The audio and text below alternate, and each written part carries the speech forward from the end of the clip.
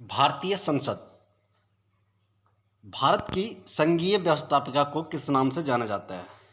ठीक है दोस्तों, तो भारत की जो संघीय व्यवस्थापिका है, यानी जो व्यवस्था करती है हमारे देश के लिए, ठीक है, जो व्यवस्था बनाती है, उसको किस नाम से जाना जाता है? तो उसको जाना जाता है दोस्तों संसद। क्लियर? उसको जाना जाता है संसद के नाम से। संसद उसका नाम है जो हमारे देश के लिए व्यवस्था तैयार करती है। इसके कई भाग होते हैं, ठीक है। अगला देखिए, भारतीय संसद के अंग। अब ये भारतीय संसद के अंग हैं, कौन कौन से अंग है ये देख लीजिए यहाँ पे। लोकसभा, राज्यसभा और राष्ट्रपति, ये भारतीय संसद के अंग हैं। आपके शरीर के कितने अंग हैं, है ना? तो उसी प्रकार भी क्या है दोस्तों, भारतीय संसद के अंग होते हैं कितने? लोकसभा, राज्यसभा और राष्ट्रपति। अगला है, संसद के कितने सदन हैं? संसद के कितने सदन हैं? तो संसद के 2 सदन हैं। सदन कितने हैं? एक बार अगर आपने भारतीय संसद पढ़ दिया दोस्तों, तो आपको सारे क्वेश्चन याद हो जाएंगे। संसद कितने हैं, सॉरी, भारतीय संसद में सदन कितने हैं? सदन पूछा है तो सदन है 2, लोकसभा और राज्यसभा, ये ऊपर लिखा है, ठीक है। और इसके अंग कितने हैं? तो अंग इसमें 3 है भाई, लोकसभा, राज्यसभा और राष्ट्रपति। यानी इन तीनों से मिलकर क्या हुआ है? संसद का निर्माण हुआ है, ठीक है। और इसमें सदन कितने हैं? आप इस तरीके से याद कीजिए, इसमें 3 लोग रहते हैं और 2 घर हैं, ठीक है। संसद एक बड़ा महल है, समझ में आया? कैसे याद करना कि संसद एक बड़ा महल है, इसमें 2 घर हैं, ठीक है, और 3 लोग रहते हैं। इन 2 घरों में 3 लोग रहते हैं, समझ में आया? अब कभी नहीं बोलोगे। क्लियर? आगे देख लीजिए, भारतीय संसद के किस सदन को प्रतिनिधि सभा कहा जाता है? ये करेक्ट, जो संसद है उसमें 2 सदन है, उनमें से किस सदन को प्रतिनिधि सभा कहा जाता है? दोस्तों ये इंपॉर्टेंट क्वेश्चन है भाई, इंपॉर्टेंट क्वेश्चन है, पूछा जा चुका है क्वेश्चन। प्रतिनिधि सभा कहा जाता है लोकसभा को, ठीक है। आगे देख लीजिए, संसद का स्थायी सदन कौन सा है? स्थायी मतलब परमानेंट, जिसको हम खत्म नहीं कर सकते हैं, स्थायी होता ना, वो है राज्यसभा, ठीक है। अगला है, भारतीय संसद का तीसरा अंग कौन सा है? अभी हमने ऊपर पढ़ा राष्ट्रपति पढ़ा, ठीक है। तीसरा अंग कौन सा है? राष्ट्रपति पढ़ा, लेकिन कौन कौन से हैं? राज्यसभा, लोकसभा और राष्ट्रपति, ठीक है दोस्तों हम सीधे यहाँ पर बात करेंगे क्वेश्चनों की, बकवास नहीं करेंगे, ठीक है। जो इंपॉर्टेंट है, आपको पता है कि समय बहुत कम है और हमें पढ़ना बहुत ज़रूरी है। क्लियर है? तो समय को गंवाना नहीं है, सीधे करने हम क्वेश्चन की बात और सीधा सॉल्व, ठीक है। अगला क्वेश्चन देख लीजिए, संसद के 2 क्रमिक अधिवेशनों के मध्य 2 क्रमिक अधिवेशनों के मध्य कितने समय का अंतराल होता है? कह रहे हैं कि संसद में क्या होता है दोस्तों, अधिवेशन होते हैं। क्लियर हो गया? अगर 2 अधिवेशन होना है तो उनके बीच कितना अंतराल होना चाहिए? तो 6 माह का, ये देख लीजिए, 6 माह का अंतर होना चाहिए। 6 माह के अंतर के अंतर्गत अधिवेशन होना बहुत जरूरी है। 6 माह से ज़्यादा टाइम नहीं होना चाहिए, ठीक है। बात सही है भाई, मीटिंग होनी चाहिए। कोई भी हम काम करते हैं, कोई भी कार्य करते हैं, तो उसके लिए एक योजना बनाते हैं, उसके लिए मीटिंग करते हैं ना। उसी प्रकार संसद में अधिवेशन हमें करना है, तो उन जो अधिवेशनों का जो बीच का अंतराल है ना दोस्तों, वो 6 महीने का होना चाहिए। यानी 6 महीने में हमें दोबारा अधिवेशन कर लेना चाहिए। अगला, भारतीय संसद को कौन भंग कर सकता है? तो राष्ट्रपति कर सकता है भाई। भारतीय संसद को कौन भंग कर सकता है? तो राष्ट्रपति इसको भंग कर सकता है। अगला है, भारतीय संसद की संप्रभुता किससे प्रतिबंधित है? तो न्याय समीक्षा से। अगला, साधारण विधेयक से संबंधित गतिरोध को दूर करने के लिए संसद के दोनों सदनों की संयुक्त बैठक को कौन बुलाता है? सीधा रटना नहीं है, पहले समझना है क्या बोल रहा है कि साधारण विधेयक से संबंधित। विधेयक उसको कहते हैं दोस्तों, पहले विधेयक को समझिए कि यदि हमें क्या करना है, भारत सरकार के अंतर्गत कोई नया नियम कानून बनाना है, तो उसको हम लोकसभा, राज्यसभा ठीक है, और राष्ट्रपति के साइन करवा के पास करवाते हैं।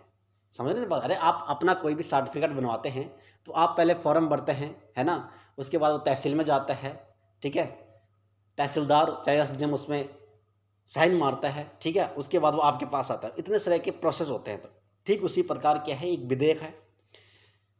विधेयक से संबंधित गतिरोध को दूर करने के लिए संसद के दोनों सदनों की संयुक्त बैठक कौन बुलाता है? अब क्या होता है, किसी बात पे मंथन करना है, ठीक है, माना सपोज दैट, उदाहरण से समझे कि हमें अगर भारत में एक नया राज्य बनाना है तो दोनों सदनों की क्या होगी, बैठक होगी भाई, ठीक है, दोनों सदनों में बात चलेगी, किसमें, लोकसभा राज्यसभा में, कि बनाना है कि नहीं बनाना है, क्षेत्र कितना रहेगा, आदमी कितने रहेंगे, ठीक है। उसी प्रकार क्या बोल रहे हैं दोस्तों, यदि हमने विधेयक लागे तो उस जो संसद के दोनों सदनों की संयुक्त बैठक कौन बुलाता है?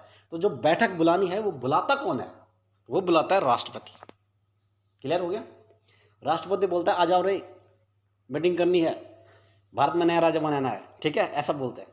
तो कौन बुलाता है? राष्ट्रपति बुलाता है। अब समझ में आया? अगला है, स्वतंत्र भारत में अब तक कितनी बार संयुक्त अधिवेशन हो चुके हैं? कह रहे कि स्वतंत्र भारत में अब तक कितनी बार संयुक्त अधिवेशन, का मतलब होता है दोनों एक साथ, लोकसभा राज्यसभा इनकी मीटिंग, तो क्या हुआ, 4 बार हुआ है, ठीक है। अगला है, क्या राष्ट्रपति या उपराष्ट्रपति कभी संयुक्त अधिवेशन की अध्यक्षता करता है? करता है? नहीं करता भाई, कभी नहीं करता है। क्यों नहीं करता है? क्योंकि इसकी अध्यक्षता कौन करता है, संयुक्त अधिवेशन की अध्यक्षता, वो हम आगे पढ़ेंगे इसमें, ठीक है। अगर वो नहीं करता तो कौन करता है?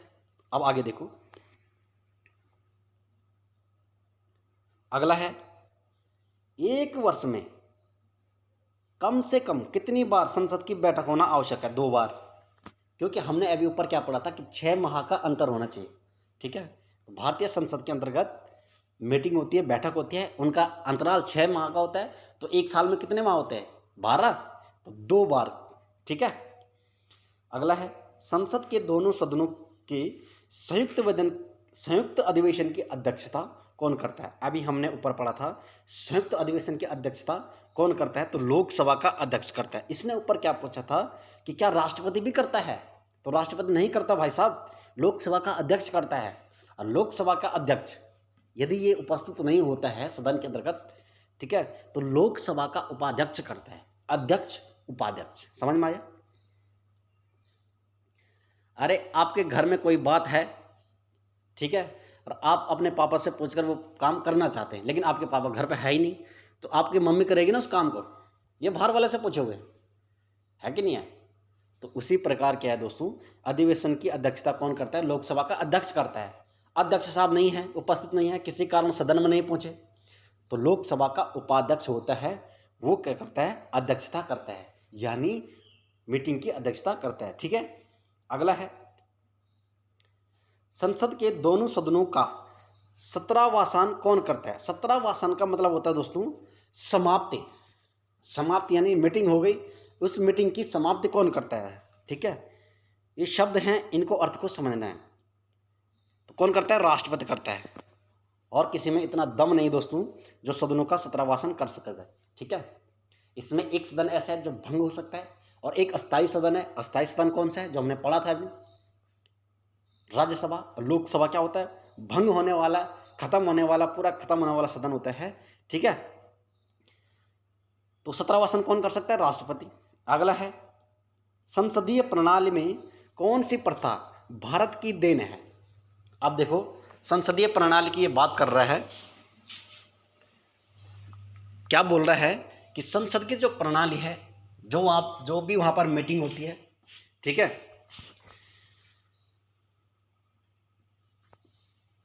भारत की देन है। क्या देन है? तो शून्यकाल देता है भारत, शून्यकाल। संसदीय प्रणाली में कौन सी प्रथा भारत की देन है? तो भारत की देन क्या है? शून्यकाल देता है। पहले शून्यकाल नहीं था। शून्यकाल क्या होता है दोस्तों? अब उदाहरण से समझे, यहाँ पर मीटिंग हो रही है, ठीक है, तो मीटिंग होने से शुरू, मीटिंग का टाइम चालू हुआ तो सबसे पहले जो काल होता है, अरे समय बटा हुआ होता है ना, सुबह होती है, दोपहर होता है, शाम होती है और रात होता है। ऐसा अब समझ में आया? सुबह हो गया, दिन हो गया, शाम हो गई, रात हो गई है। लेकिन जब वहाँ पर मीटिंग होती है सदन में, तो पहला समय होता है कौन सा? प्रश्नकाल। प्रश्न काल जैसे खत्म होता है उसके बाद आता है शून्य काल, ठीक है, और उसके बाद आता है कार्यसूची। क्लियर हो गया। तो शून्य काल जो दिया है, ये पूछ रहा किसने दिया है, तो भारत ने दिया भाई, ठीक है। अगला है संसद की कार्यवाही में प्रथम विषय कौन सा होता है। प्रथम विषय होता है प्रश्नकाल। मैंने बोला ना समय बटा हुआ होता है, तो प्रथम विषय होता है प्रश्नकाल, ठीक है। प्रश्नकाल में क्या करते हैं, हम अपनी वार्ताओं को रखते हैं। और शून्य काल क्या होता है, इसके बाद का काल होता है। इसमें क्या होता है, शून्य काल क्या होता है कि हम किसी मुद्दे पर बात करते हैं, बात कर रहे हैं, सदन में लोकसभा भी बैठी है, राज्यसभा भी बैठी है, और किसी मुद्दे पर बात हो रही है, तब तक अचानक से कोई दूसरा मुद्दा उठा दिया, ठीक है। ये शून्य काल इसीलिए बना है, समझ रहे बात को। अगला है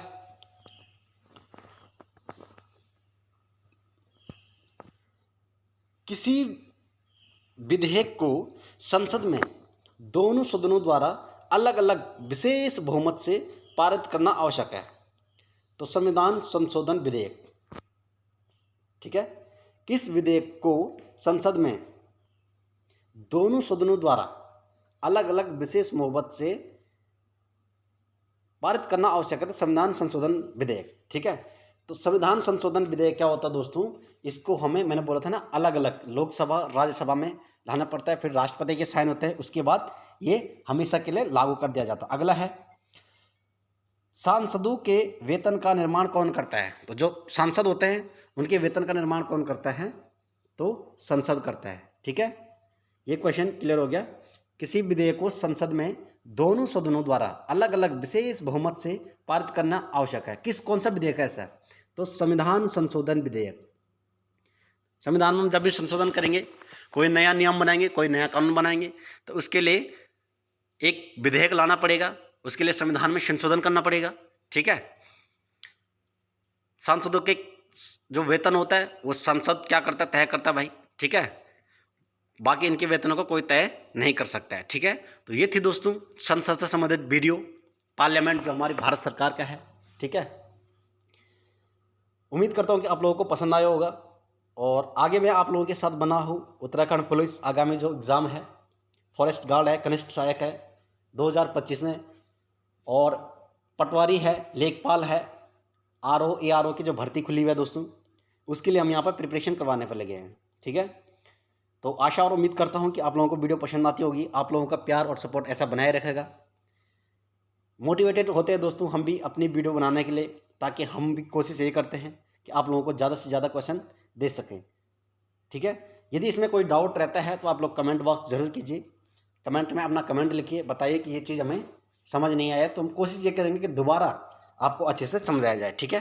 तो मिलते हैं एक नए वीडियो में, तब तक के लिए धन्यवाद।